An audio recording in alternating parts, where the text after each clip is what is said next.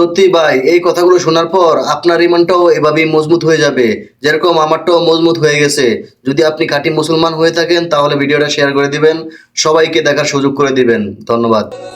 আপনি যদি নেপালের হিন্দুদের জিজ্ঞেস করেন তোমাদের রব কে, তারা বলবে পশুপতি রাগ। আপনি যদি দিল্লির হিন্দুদের জিজ্ঞেস করেন তোমাদের রব কে, তারা বলবে রাম।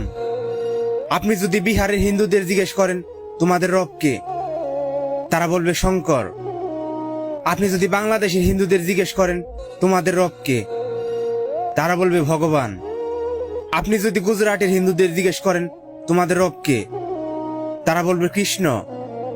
আপনি যদি জনবী ভারতের হিন্দুদের জিজ্ঞেস করেন তোমাদের রব কে, তারা বলবে মুরগুম বালাজি। কিন্তু আপনি পৃথিবীর যে কোনো দেশে চলে যান, যে কোনো রাষ্ট্রে চলে যান, সেখান থেকে যে কোনো মুসলমানকে জিজ্ঞেস করুন তোমাদের রব কে, আপনি সবার কাছে একটি উত্তর পাবেন, আল্লাহ।